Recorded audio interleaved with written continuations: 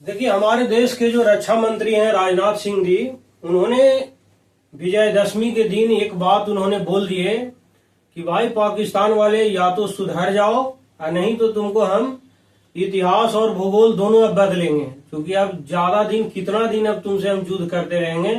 1965 में तुमको लाहौर तक खरीदा ही था, अभी कराची उराची सब अभी तहस नहस होगा।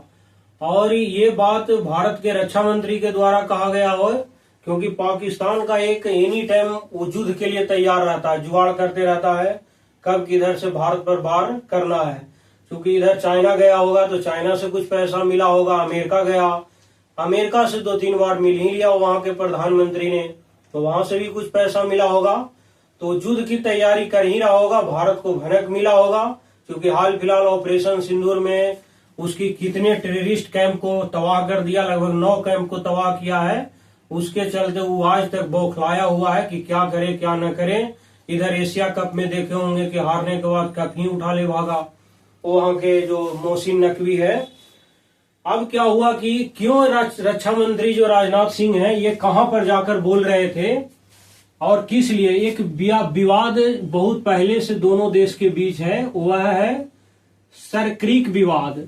अब ये सरक्रीक क्या है जिसके बारे में मैं बता देता हूं। इसी के लिए जो अभी राजनाथ सिंह है वह बयान दिए हैं और उन्होंने ये बात बोले कि जो सरक्रीक का रास्ता है वह कराची होते हुए जाता है, तो कराची को टारगेट कर रहे हैं वह। तो हम लोग समझ लेते हैं कि ये सरक्रीक विवाद है क्या ये है। पहली बात तो सरक्रीक जान लीजिए, ये ज्वारीय क्रीक है, ये यहाँ पर जाइएगा एनी टाइम तो दलदल और ज्वार आता जाता रहता है। देखिए, अंग्रेज के जमाने में ये सिंध एक अलग प्रांत हुआ करता था, जो अब क्या है, पाकिस्तान का प्रांत है। ठीक है, ये पाकिस्तान का प्रांत है। और ये देखिए जो कच्छ है, ये कच्छ कहाँ है, गुजरात में, जो भारत का ये पार्ट है, एक राज्य है। ठीक है, अब क्या होता है, देखिए ये सिंध है जो पाकिस्तान का ये है, इसके बीच से क्या होता है, सरक्रीक जाता है। ठीक है ना, इसके बीच से ही क्या जाती है, ये सरक्रीक जाता है।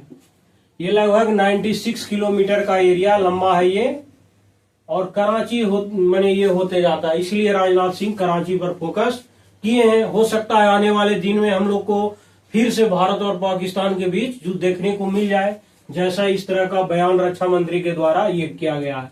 तो ये तो समझिए हम लोग कि ये सरक्रीक यहीं से होकर जाता है, जो पाकिस्तान और इंडिया के बीच से जाता है। पाकिस्तान का कौन सा हिस्सा, तो सिंध प्रांत का, और भारत का कच्छ प्रांत, यहीं से जाता है। अब इसका महत्व क्यों है, क्या ये है इसका कारण जिसके कारण इस तरह का बयान दिया गया। तो इससे पहले आपको थोड़ा सा मैं सरक्रीक का हिस्ट्री बता देता हूं। 1914 का समय था। ठीक है, 1914 में चूंकि फर्स्ट वर्ल्ड वॉर शुरू भी हो गया था। 1914 में चूंकि भारत में किसका राज था, तो ब्रिटिश गवर्नमेंट का राज था। किसका राज था, ब्रिटिश गवर्नमेंट का यहाँ पर रूल रेगुलेशन कर रहा था। ब्रिटिश मैंने ये देखा कि भाई यहाँ से अरेबियन सी पास में ही है, इतने बड़े प्रांत है, इसको अलग करना है। तो ब्रिटिश सरकार ने एक रिजोल्यूशन पास किया, उस रिजोल्यूशन का नाम रखा बॉम्बे गवर्नमेंट रिजोल्यूशन। ठीक है, इसी रिजोल्यूशन के तहत उन्होंने ये बात कहा कि जो सिंध, ये जो सरक्रीक का जो डिस्प्यूट है बाउंड्री, वह यहां से होगा। ये पूर्वी किनारा है तो पूर्वी किनारा से होगा। जब वो बोल दिया था इसी रिजोल्यूशन के तहत ब्रिटिश गवर्नमेंट ने, जब 1947 का समय आया तो हमारा देश क्या हो गया, आजाद हो गया। तो जैसे ही आजाद हुआ, एक पार्ट बन गया इंडिया, दूसरा बन गया पाकिस्तान। अब क्या हुआ कि जो पाकिस्तान का ये प्रांत मिल गया सिंध का।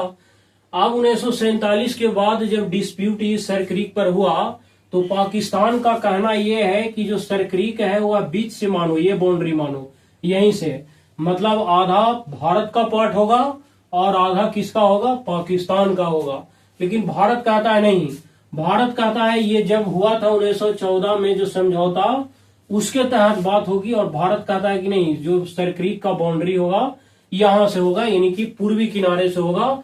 इसका मतलब ये हुआ कि भारत चाहता है कि पूरा सरक्रीक क्या हो, इंडिया का हो। क्या इस तरह का समझौता 1947 के बाद हुआ, तो क्या और बाद में दोनों के बीच नहीं हुआ, 3 बार वार्ता हुआ। 1969 में भी वार्ता हुआ, इससे कोई माने कि निष्कर्ष नहीं निकला। फिर 1998 में भी निकला, 2007 में भी निकला। इस तरह से 3 बार इस तरह का वार्ता हुआ, लेकिन कोई इसके बीच कोई निष्कर्ष निकला नहीं। इसीलिए आज तक ये विवाद चला आ रहा है भारत और पाकिस्तान के बीच। ये आपको बता दिए कि यहाँ पर आप जाइएगा तो पूरा मैंने दलदली क्षेत्र मिलेंगे ज्यादातर और ज्वारीय मिलेंगे, चूंकि ये ज्वारीय क्रीक है ही है। इसका 96 किलोमीटर लंबी एक ये जलधारा है जो अरब सागर से ये क्या होता है, जुड़ा हुआ है। उसके बाद थोड़ा सा इसका इंपॉर्टेंस मैं बता देता हूं कि क्या है ये। देखिए, सबसे बड़ा इसका इंपॉर्टेंस क्रीक का इसीलिए है कि यहाँ पर तेल और गैस का भंडार मिला है, जहां पर हाइड्रोकार्बन जो है, हाइड्रोकार्बन जिसकी प्रचुरता मैंने बहुत ज्यादा मिला है, जिसके कारण ये दोनों देश अपने आप को लेने के लिए सोचता है। तो ये है। दूसरा, इस क्षेत्र में मछली बहुत ज्यादा मिलता है, ठीक है, क्योंकि अरब सागर के नजदीक है। तो जब भी कोई भारत का मछुआरा यहाँ पहुंचता है तो ये पार्ट कहता है कि इधर वाले पार्ट पाकिस्तान बाउंड्री साझा करता है, तो पकड़ के वो लेके जेल में ठूंस देता है। इधर आता है तो इंडिया वाले पाकिस्तानियों को जेल में ठूंस देता है, जिसके कारण ये मछुआरों लोगों के यहाँ आना जाने होता है, जिसके कारण ये बहुत बड़ा मुद्दा बना हुआ है। तीसरा, आप देखेंगे सुरक्षा सिक्योरिटी के मामले में ये एक बड़ा माने की मुद्दा हो सकता है, क्योंकि अरब सागर के रास्ते ये तटीय सुरक्षा के लिए क्या होता है, अहम रोल निभाता है। इसका समुद्री सीमा विवाद बता ही दिए कि अभी तक कोई समुद्री सीमा विवाद तय नहीं हो पाई है। अरब सागर में लगभग आप जाइएगा तो 8000 वर्ग किलोमीटर से ज्यादा का क्षेत्र ये अभी क्या है, विवाद है। तो ये था राजनाथ सिंह के बयान। इन्होंने क्या कहा वो भी थोड़ा सा मैं पेपर में पढ़ के बता देता हूं।